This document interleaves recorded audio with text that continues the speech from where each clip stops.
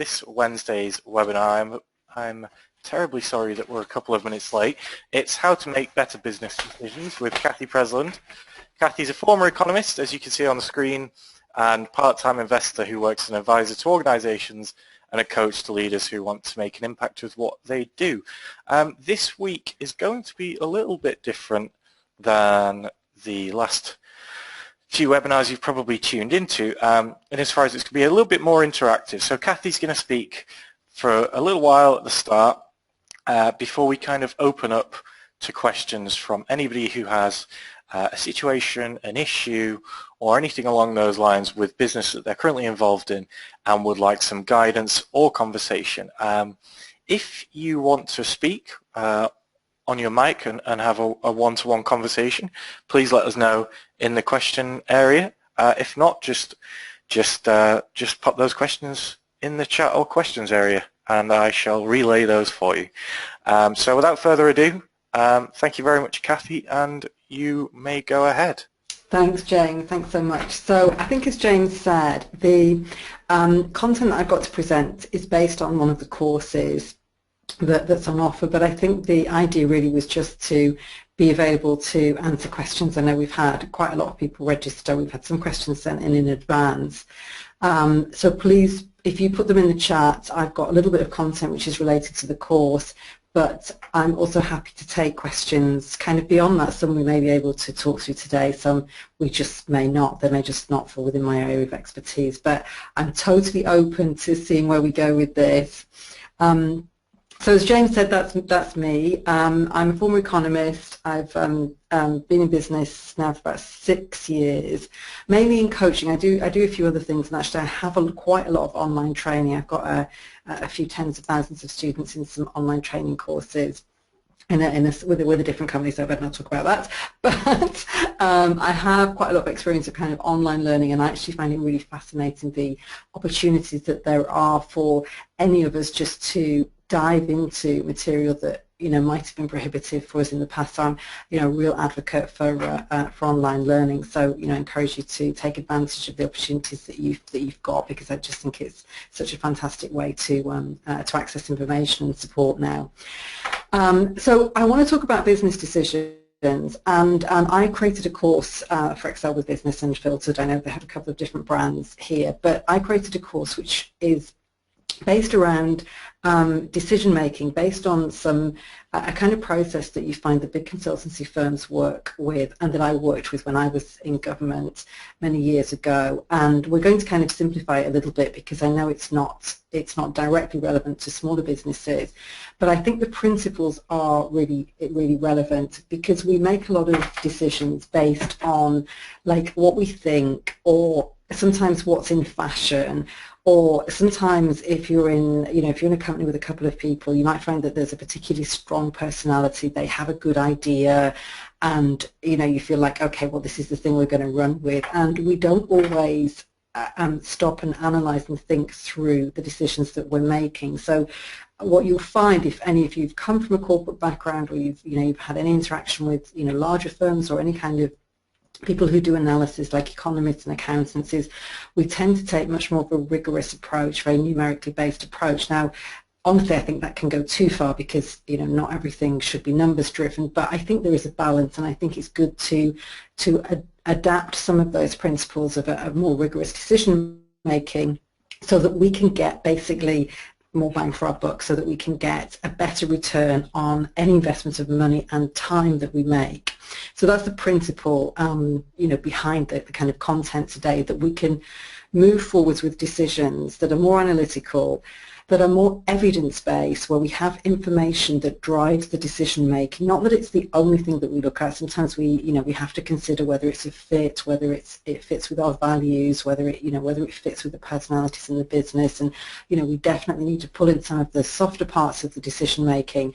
But things that are driven around evidence and driven around information. So I like to think of it as being kind of, thoughtful is a word that I've put up on the screen, that we move towards decisions that are a little bit more thoughtful when we take them, and that we, one of the principles that you will find larger companies and public institutions take, is that they tend to look much more rigorously at options before they make a decision, whereas I think in small business we tend to think it's like a yes-no decision. Do we implement this strategy, yes or no, or do we implement this tactic? Usually we tend to think at the level of tactics, and I'll talk a little bit more about that later. So just being able to think about decision making in a way that's more thoughtful, and also to be aware of the fact that we always have options, and it isn't that you have to do this tactic, you have to take on this approach or not take it on. There will always be something else that you can do, and there's always a different way to think about it. So we'll dive into some examples so that you can see exactly what I mean by that. And when we think about making decisions in business, usually we're trying to achieve a strategy, or we're trying to solve a problem. They're, generally the things that we want to do. So we're trying to make more money in the business, we're trying to grow the business, or perhaps we have some kind of challenge. We have to make a relocation, we've had some problems with the manufacturing, we are finding we're not retaining customers. Sometimes there's some kind of a problem that we want to solve. And what you find when you're comparing when you're looking at making decisions based on options, when you're comparing things that are very similar to each other, put a picture of ice cream up for those of you that have got a computer in front of you, if you're choosing between one thing and another and they're basically the same, the decision making is fairly easy. So if you're in a small business, you're thinking about your social media tactics, let's say, and you don't know whether to go onto Facebook or Twitter, the decision is not really that difficult. It's which one's going to reach the customers that you want to reach, which one do you like best as a business. It's a fairly easy decision.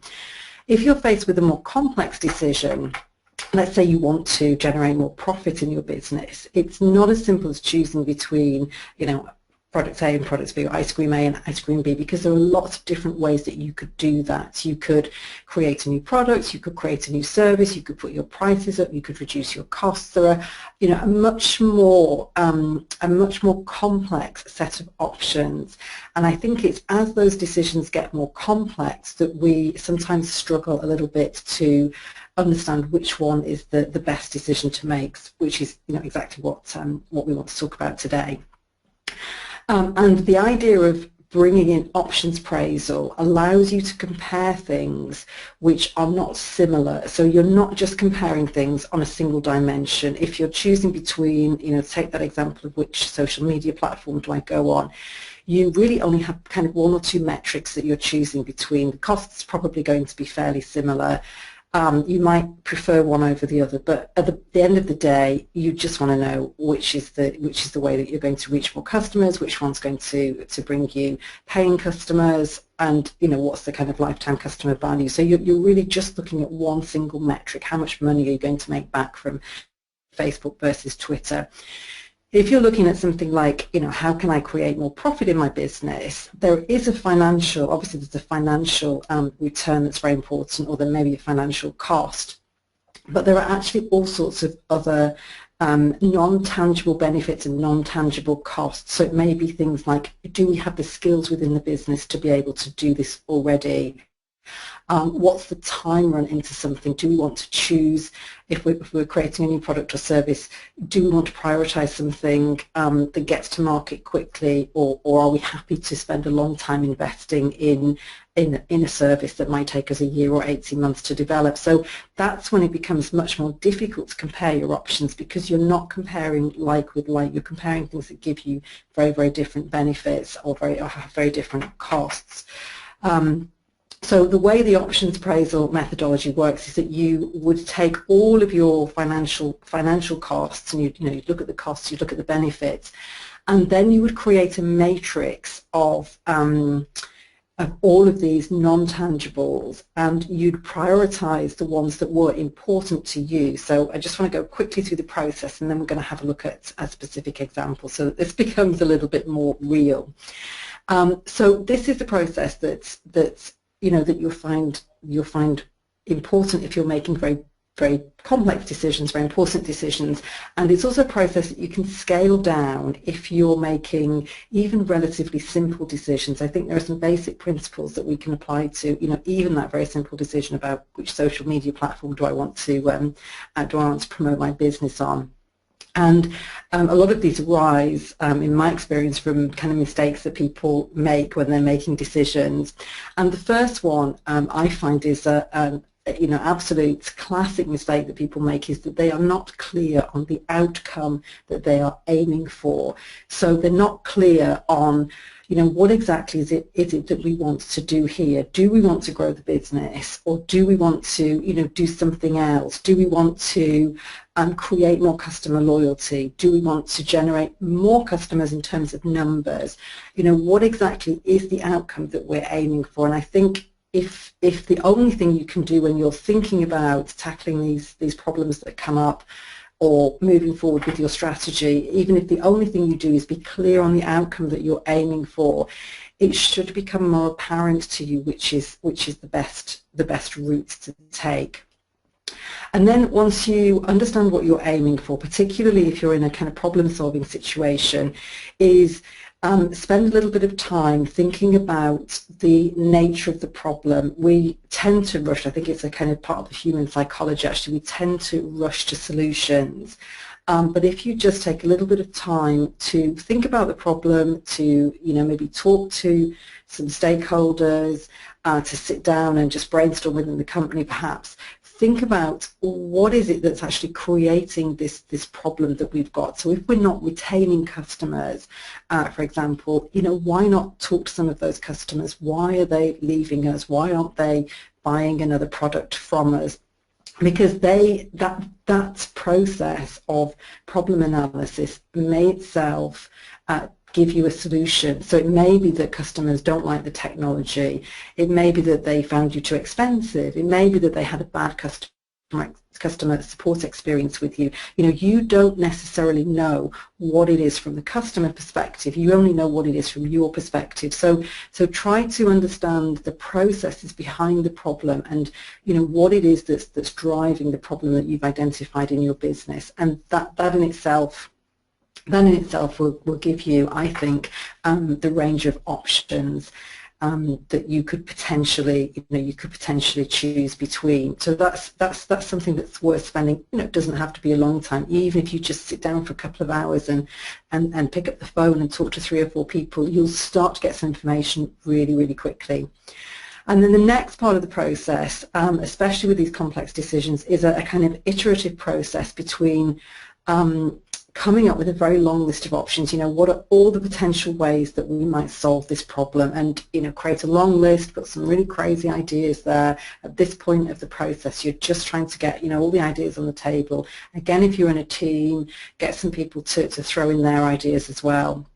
And then you'll want to narrow that list down to to a small number of options, and that process might require information. So that's why it kind of goes backwards and forwards with the little arrows and a circle between evidence, because you may come up with, let's say, oh, we could implement some kind of new technology. We've got this customer retention problem. People don't like the website. We need to get some kind of a technology solution. Well, you may not know how much that costs, so you have to go and ask somebody and come back with some information. This is what evidence-informed decision-making is all about. So you go through those options. You might find that one option is prohibitively expensive, or it takes a crazy amount of time, and then you can just rule it off your list and look at your other options. And then what you want to do is to bring together both those, the financial cost or the financial return, and then what I've called the non-financial analysis. And in the course, goes into a huge amount of detail about exactly how to do this. And what I recommend that you do when you're doing this non-financial analysis is that you find all of those factors that are important to you. So if it's taking that customer retention example, you might want to achieve a particular longevity of customer retention. So you might say, well, actually now we're retaining customers for 3 months. In an ideal world, we want to retain them for a year, because that's how we know we're adding the best value to the customer. So obviously there's a financial aspect to that, but there's also a qualitative aspect to it. And you may want something like, we want a solution that we can implement within the next month. So again, that's a qualitative aspect to your decision making. So you list out 3 or 4 of these qualitative criteria, And what you do is you take each of your options and you would basically score them. You can choose a number between 1 and 5 to score them against your qualitative criteria. So, we've got the customer retention, we could have some kind of technology solution. Is that something we can implement within the next month? Maybe it isn't. So you've scored, you give it a low score down at a 1, or maybe there's another solution. You can bring on board a customer support agent. It has a different cost to it, but that's something that you can get going within the next month. You've got somebody in the company you can redeploy. You might give that a 5 on your scoring of speed of implementation, and you just do this for each of the different criteria that you've chosen. And what that does is it gives you a kind of a way of seeing which of the options most closely matches the priorities that you have to make that particular decision. So not just which one is going to give you the best financial return, but which one most closely matches the priorities that you have, those value-driven priorities that you have as a company. So, so once you've done that, in some situations you'll have to make a decision on this. You may be the person that makes the decision, and generally what I like to advise people is that try to test your decision making. I'm going to come back to this point again because I think it's quite important.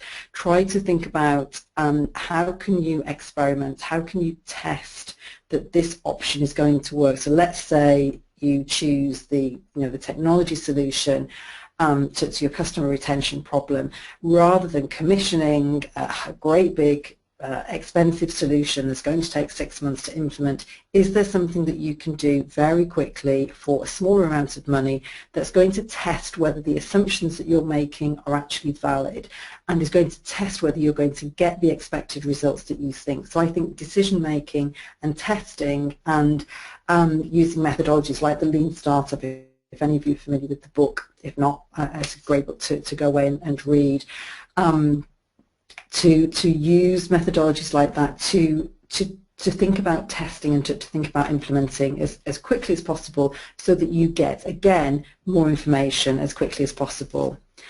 And I put something here about presenting this. Sometimes you're not the decision maker. Sometimes you may be the person who's had to go and research the options, who's had to come up with the solutions, and you have to then present this to a board, or you have to present it to your boss, or you have to present it to some other decision maker. And what I want you to think about when you're presenting information, if you're not the decision maker, is remember that the person that you are presenting this to does not have the immersion in the process that you've had. So you might have spent a few hours, you might have spent a few weeks thinking about this problem, coming up with different solutions, and you're going to them, and they haven't got that kind of knowledge that you have. So just be aware of that if you're presenting a decision to somebody else, and try to talk your decision through with them, or present your decision if you're doing it in a presentation mode. Think about doing it in very, very small steps. So rather than saying, okay, I've done this great big analysis and here's my recommendation and this is why I think it's right, go back to the problem to say, we had this problem, this is what I did some, this is what came up when I talked to customers, then I did this, and just take a logical structure in very small steps. It doesn't have to take a lot of time, but just try to give that person a real snapshot, the kind of highlights of the process that you have been through, because then you're not overwhelming them with something that you've already internalized, that you're already very familiar with. You're actually giving them the the kind of storyline as you go along with it. Chances are in the small business, it's likely to be you that's making that decision. But even so, sometimes it's a good idea to just talk it over with somebody else. So in terms of a timeline, it's fairly obvious that we look at the outcome, we look at the problem, we go backwards and forwards sometimes between looking at options, looking at different solutions, and at that stage of the process you may rule out some of your options, you may bring other ones in depending on what information comes up as you're going through this process. And then of course, we want to test and we want to implement. So that's a very speedy run through the kind of options appraisal process that you'll find larger companies and public bodies are using as a routine way of helping them make these very complex decisions. And I think even though you in your smaller business may not find the whole process as relevant, it's actually something that you can still take. I think the principles of this, you can take these away and they will help you make better decisions, those decisions that are evidence informed, that are more thoughtful, and that are not based on the latest fashion, or the kind of, should I do this thing, yes, no, are not based on a very linear approach. And also if you're in a partnership, or you're in a company with a co-founder, sometimes you find that personalities also can play a role in decision making. So if you have a process, rational process that you followed, it's sometimes easier to be able to present a case to somebody with an understanding of the consequences of the various different options. So we asked for some questions in advance. We've had a couple that I want to go through, but this one came in from Salome Salome. I'm not quite sure how to pronounce your name, which I thought was quite an interesting one. So the question is that they're a consulting organisation. I'm not sure how many staff, but somewhere I think between 20 and 30 staff, so reasonable size.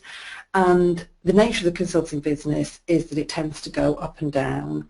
And their challenge is having the optimum number of staff members to obviously fulfill the business that they want to fulfill, but while not having a very high payroll in times when the business is a little bit lower. So this is a absolute classic sort of case of a challenge that we might face in business is, how do we resource ourselves so that actually we can take advantage of the opportunities that come our way, or the contracts that we win, while not having to pay for staff that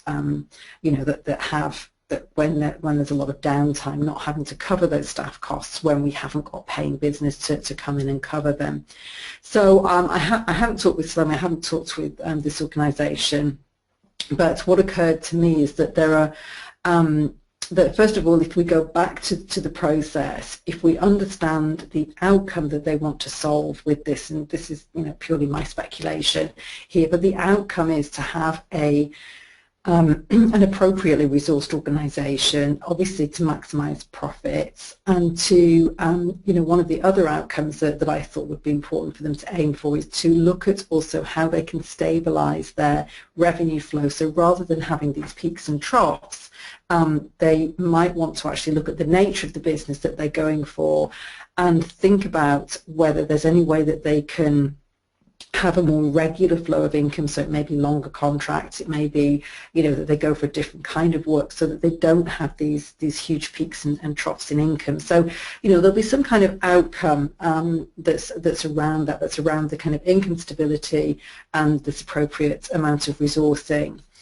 And then when you move to the second stage, then so we understand the outcome that they're aiming for, and then the process is that you look at the nature of the problem. So the nature of the problem is that income tends to come along as projects come along. It's project based. They win a project, and they want to have the staff to resource it. So I think the nature of the problem is pretty clear.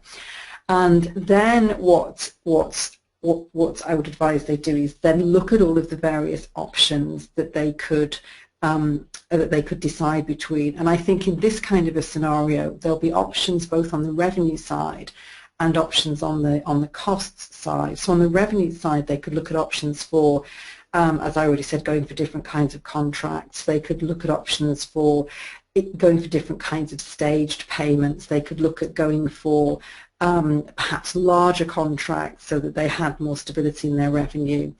And then on the cost side, obviously, they need to look at how are they going to staff an organisation so that they can respond to these contracts. So they could look at, for example, outsourcing to other consultancy companies.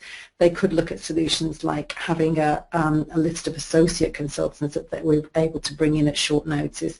They could even look at do they want to have perhaps a cadre of interns, people who are relatively new out of college, perhaps not as well qualified, but who can potentially potentially work with more highly qualified consultants and, backfill some of these projects. So there'll be a whole range of different options that they could map out, and then depending on the objectives, depending on how the company likes to work, depending on exactly the nature of the work, obviously they're then able to compare the different options and decide which one they think is the best for them, and also which one they want to test to go forward. So part of the process that I like to recommend is that actually you test a little bit as you go forward. So that was one of the questions that came in. If we've got Salome on the call, obviously very happy to have any thoughts from you on that.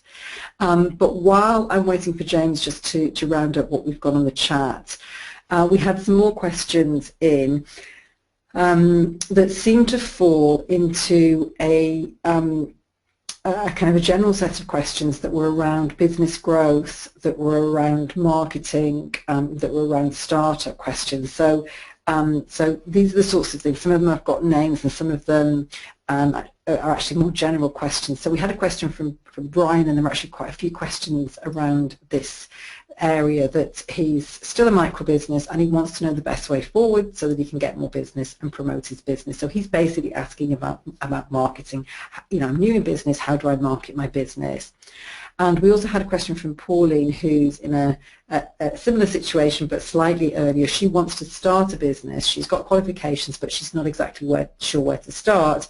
And I got the feeling, Pauline, that you were also in a full-time job. So you're in a slightly different situation than somebody who was in business and wants to know how to market. So we had a few questions around that, and I'm just going to go back to some general advice, and then if we've got some people on chat, then we can have a discussion around some of these questions. And if you have a microphone, let James know in the chat and we can bring you on with your question. And then I had a couple of other questions. Julie, somebody, just an example from somebody that I spoke to this week who is a consultant with a busy consultancy practice and wants to write a book, wants to do a project basically, which is a non-paying project that she feels very passionately about, but it takes time away from the paying client. So there's that sense of balancing different priorities and how to do this. And then I had another example about a company that I work with who made a significant change to their pricing policy. They thought they were doing the right thing, and actually it didn't turn out to be exactly as they expected, and had quite a negative effect on profits. And there's a principle that I like to, it kind of comes back to the testing approach, but often when I'm working with people on decision making, I like them to not consider everything to be a kind of all or nothing. So sometimes when we're looking at what to do in our business, we think, okay, this is the perfect solution and I'm going to throw myself into it 100%.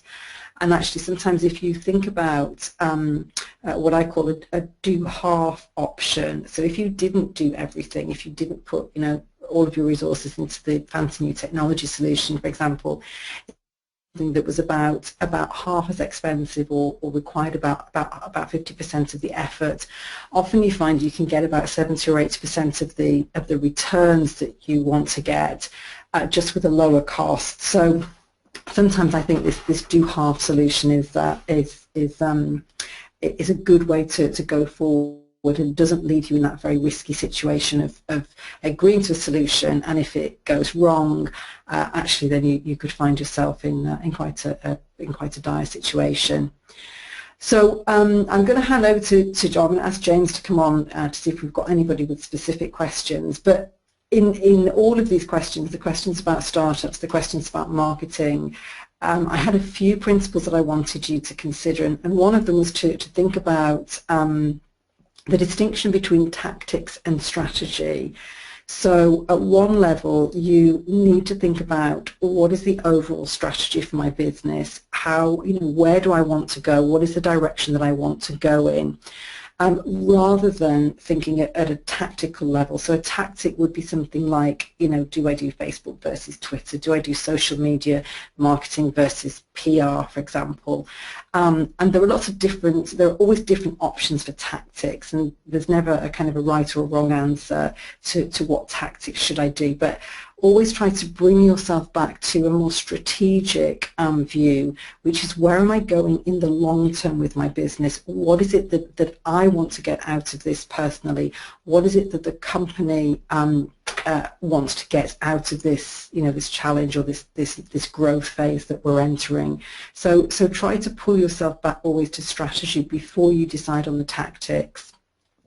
And then I think the second distinction that I'd ask you to think about when you're facing any of these challenges is the idea of testing versus learning, that we can gather as much information as we want, and there's absolutely no shortage of information, but there is no substitute, I think, for testing, because testing gives you success or failure. So not everything that we do is going to work. We might try 8 different things and 5 of them might work and 3 of them might fail, and we can't always predict that in advance. So don't hold yourself forever in that learning phase. Find a way to test something and to work out whether it's going to be a success or a failure, and then you can build on it and you can move forward. So, understand the distinction between learning and testing.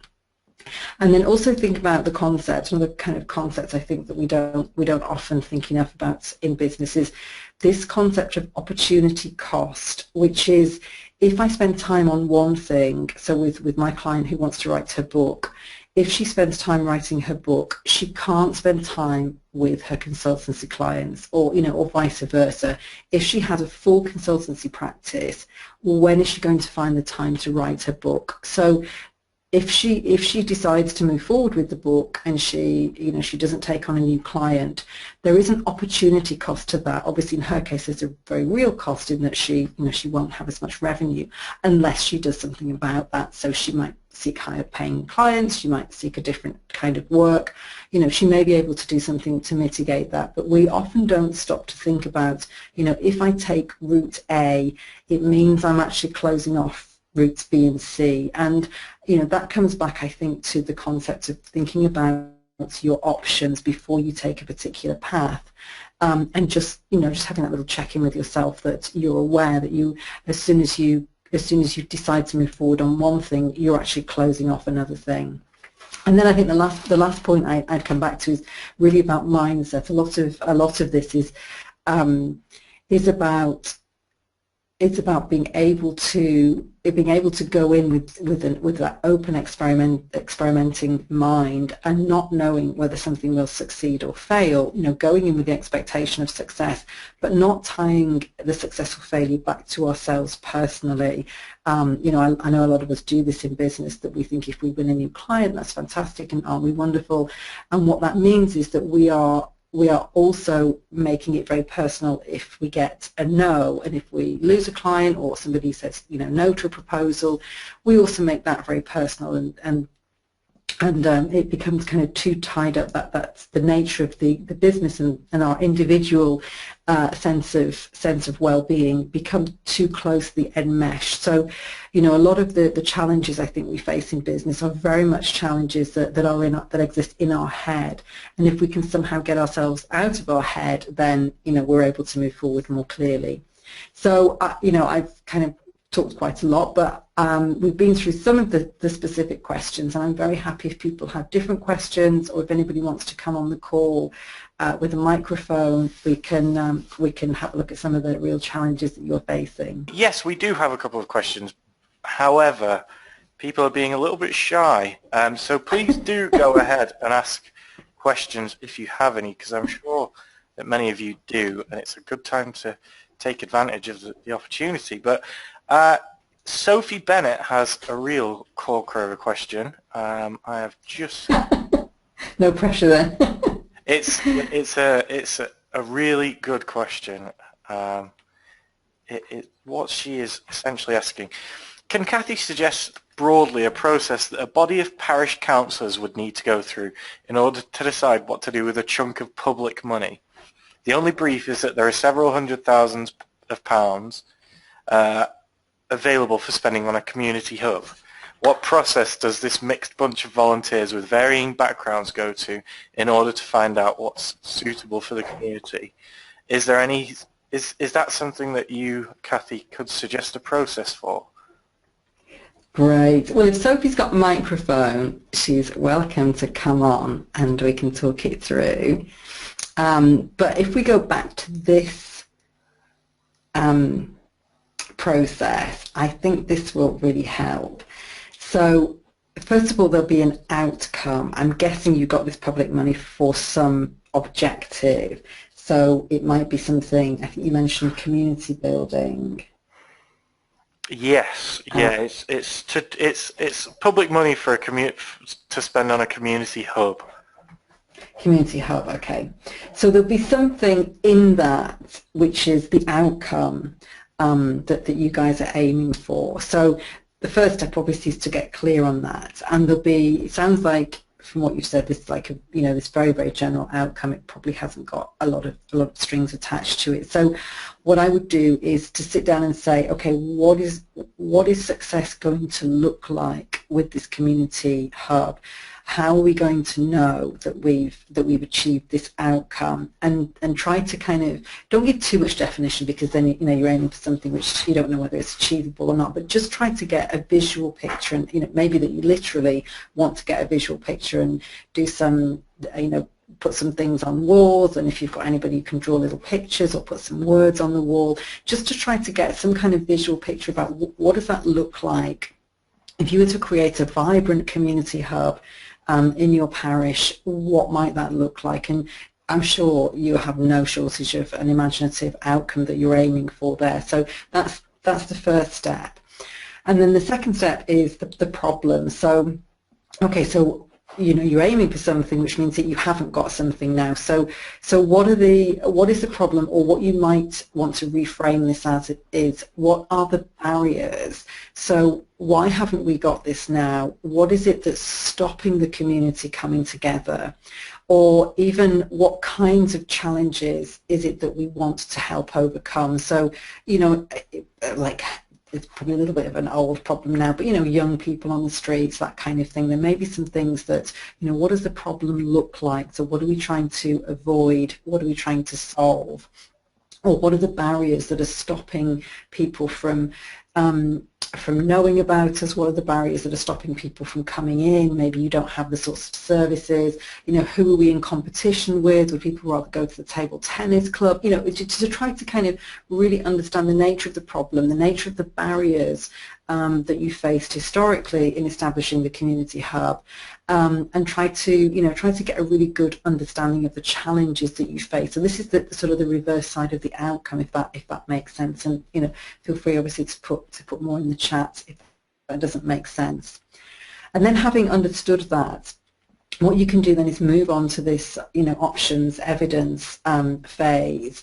And what would be really interesting, I think, for you guys is to, you said you're a disparate group of volunteers, so you may want to think about having some kind of loose structure. So I don't know how big the group is, but whether do you want to have a sort of a subgroup of volunteers who goes through this process and then takes it to the rest of the group. So think about who are the decision makers here. Is it something that you're going to take to a single body? Is it something that you're going to make as a large group? What is your decision making process? So again, kind of think about the structure of the people who are going to run through this process, and then basically brainstorm some ideas.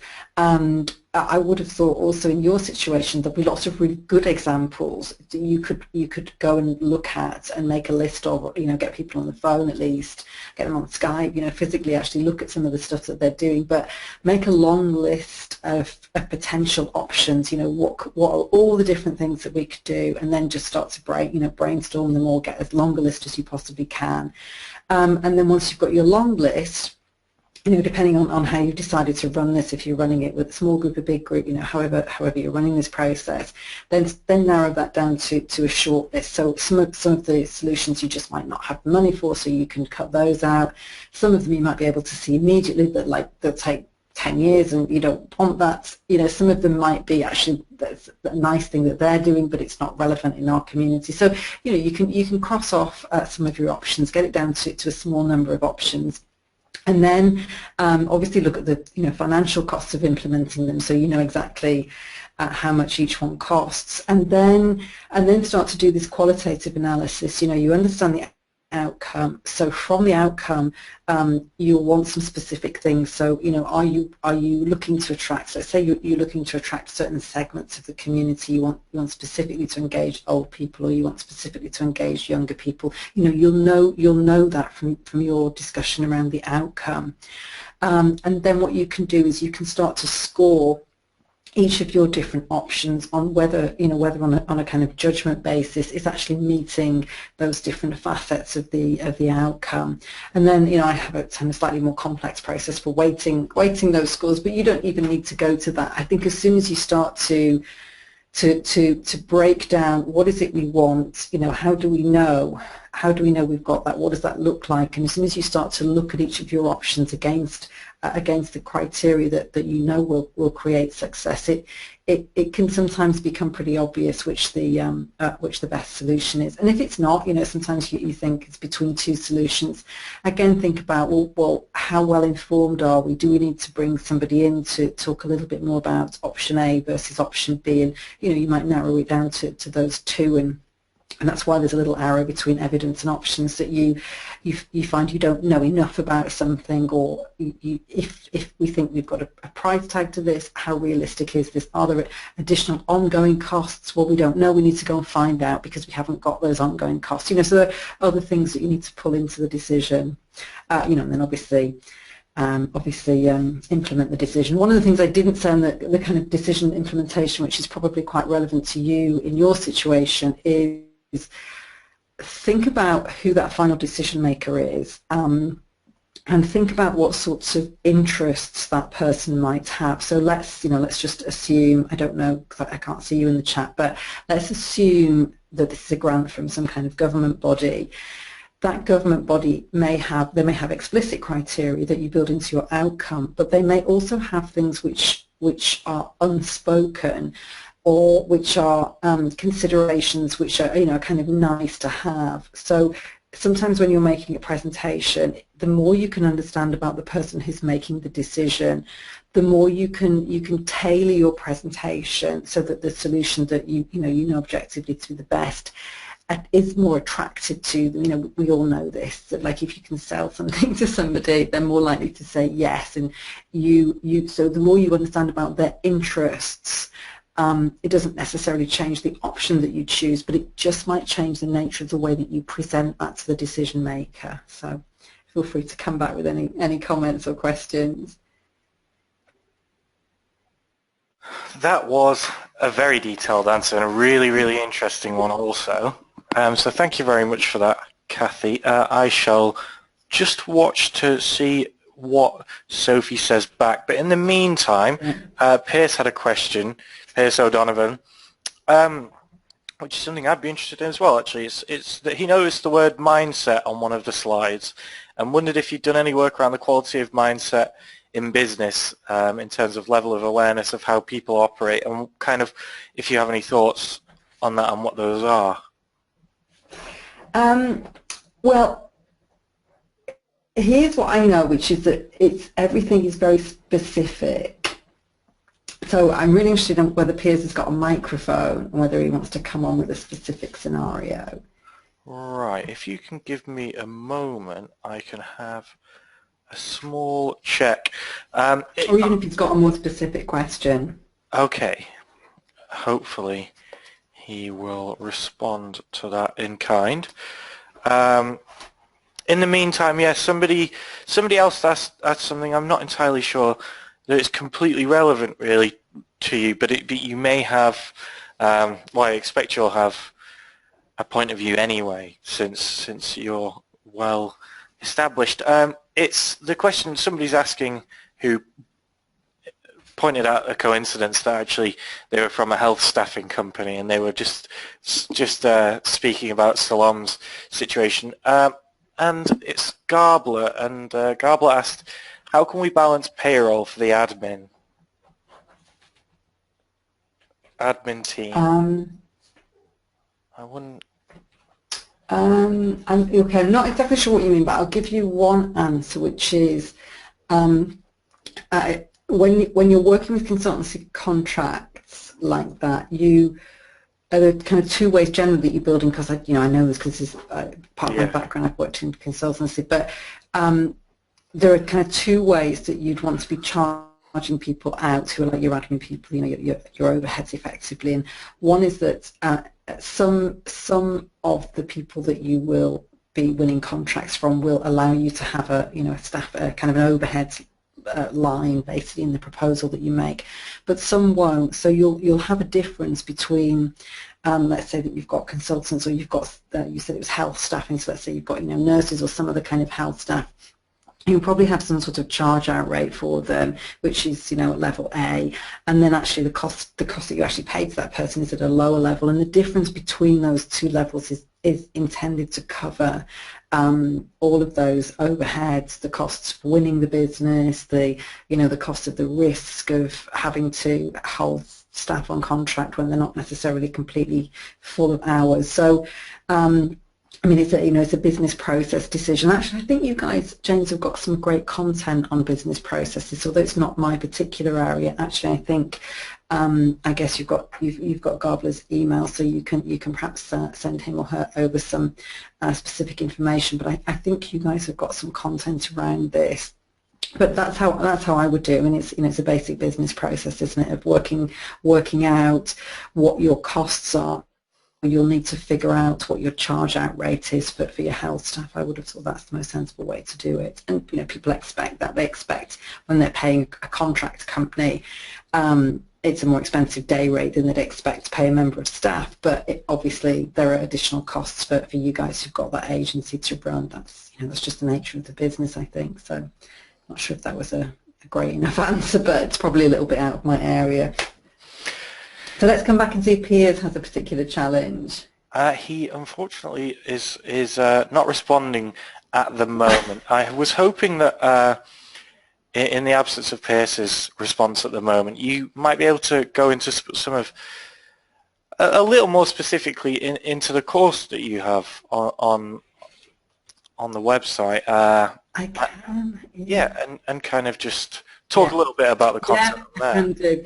Yeah, what I want, just on mindset, I think what I want to just say to Piers is that I guess in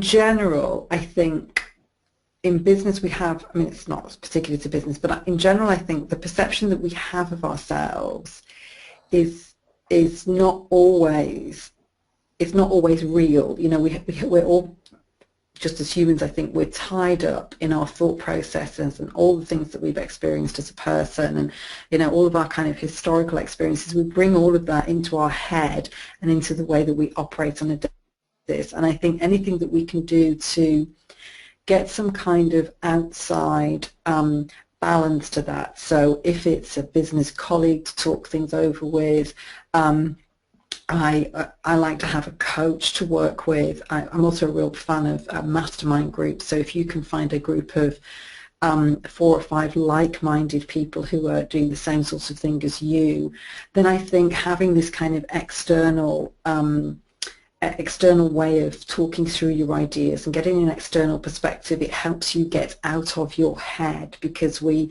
as entrepreneurs tend to get very wrapped up in our head. Actually, I was listening to a podcast, I love podcasts, big fan of podcasts, but I was listening to one that's where a guy works with startup entrepreneurs in Silicon Valley over in California, and he was in a meeting and he asked them about depression and anxiety. He says in this room with 20 of these kind of founders, how many of them suffer from depression and anxiety? And he said, slowly, one by one, they're all kind of looking around each other, and eventually everybody put their hand up. And he said, he doesn't know for a fact that things like depression are more prevalent amongst entrepreneurs, but just the nature of the work and the nature of the fact that we tend to tie up our business performance with our personal performance does mean that, mindset, the way that we think, is something that we need to continually be working on in order to both, A, be happy, which obviously is what we ultimately want, but also in order to get the business performance that we want. So, a kind of general response there, Piers, that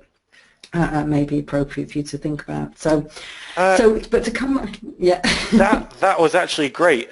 Piers responded and said that was exactly what he wanted to hear. So that's perfect. Okay, We've also had brilliant. a flurry of action on the question front. So the next question. Hi Cathy, thank you for the webinar. Slightly off topic, but you mentioned that good decision making avoids being swayed by large personalities, etc. How would you go about changing the culture of a group in a situation like that? For example, one or more dominant personality in a group. Yeah. Well, my experience is that the personality of the business, and this can apply, I think, to any institutions. I've got children, and I find the culture of a school is exactly the same. That it's the kind of the person who's in the leadership role. So if that's the founder in the company, I think the head teacher of the school, I think, has an enormous impact on the culture of the company. So the whole, so to me, I guess it comes back to that mindset question, that anything, the more self-aware that person can be, the more work that they can do on themselves as a person, or they have an ability to choose what kind of culture they want. So the default is that they're going to create a culture which is a fit for their current personality.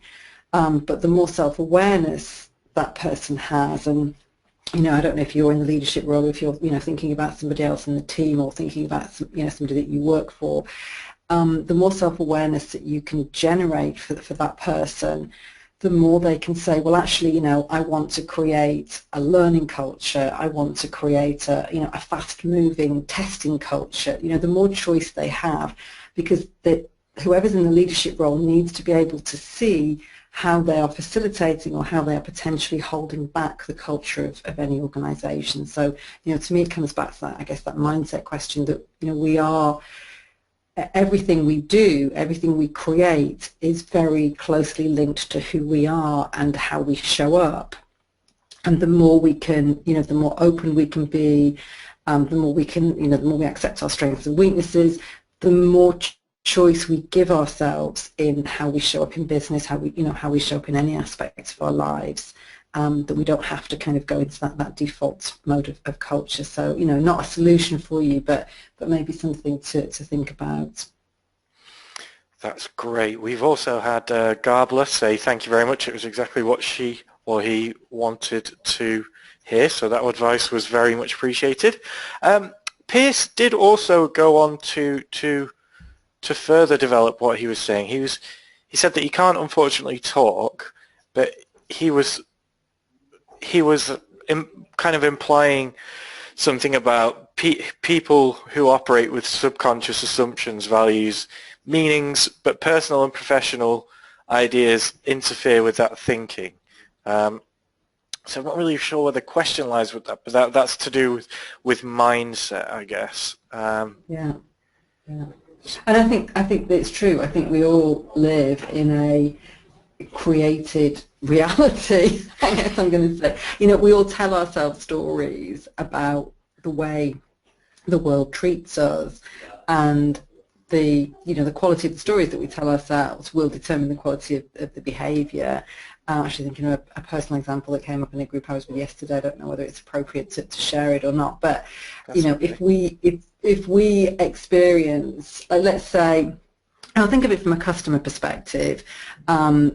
We are all going to have the person who comes and makes some kind of complaint about something that we do, but what we don't know, it could be that there's something that we can do, but it could also be that person themselves could be wrapped up in their own story. They've had a bad day, perhaps they've had something challenging happen to them, somebody bumped into their car. We don't know what has happened to that person that has determined the way that they are interacting with us. We only see the result of the interaction. So, we only see the person who, shouted at us at the supermarket or whatever. We actually don't know. And I think, particularly when you're looking at other people and the way that people behave towards us, if you can separate the kind of the the biography of the person, if you can somehow start to understand that this person is not just their behavior, but actually they themselves have a whole history, they have a whole worldview, they have, you know, a whole way of looking at things, the more we can understand them, the more we can, you know, we can find an appropriate way to interact with them. And so I think that works both ways. You know, it's back to the question about organizational culture. The more we understand ourselves, the better we can, you know, we can see other people, the better we can understand other people, and the greater results we're going to get in anything, whether it's personal relationships. You know, sometimes I tear my hair out with my teenagers, but at the end of the day, they've got a perspective, like I'm too strict with them, or, you know, whatever. The better I can understand their perspective, the more we're going to be able to reach a compromise, you know, and vice versa, the better they can understand where I'm coming from. So for me, it's just exactly that. It's that kind of just being as truthful as we can and being as open as we can.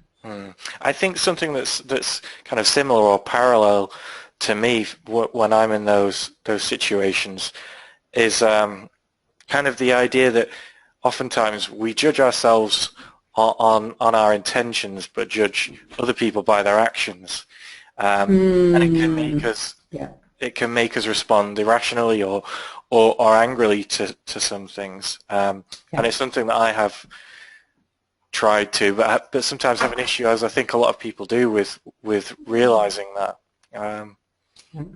That's a really good way to say it, actually, James. And I think in business specifically, I know Piers asked specifically about the kind of business mindset.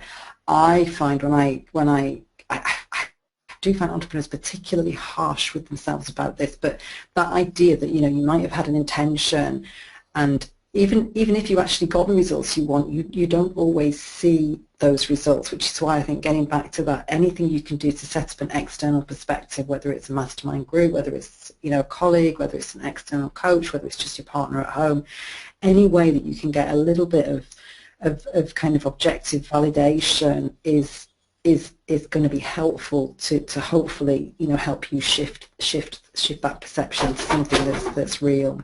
And I do it myself. I remember once listening back to a coaching conversation I had with one of my coaches a few years ago, and I had heard some comments, you know, here are some things you can do better, and I'd heard one or two things about, you know, here's what you're doing well, and I wanted to listen to the conversation over again, and my recollection of the conversation was actually very different than the reality of the conversation. When I listened to it again, you know, there's like a list of 3 or 4 times as many things that were going well as there were things that I could improve on, but I just hadn't heard them, or I hadn't remembered them. You know, what we remember is not the reality of what's actually happened, and I think it's the same with our results, that we, you know, I find entrepreneurs tend to be overly self-critical. I mean, vast generalization here, I'm not saying everybody's like this, but I think there is that, you know, there is that tendency. And, you know, it's exactly right with other people. What we see is we just see the result. We don't see the intention. So we don't know what's happened. We don't know what they intended.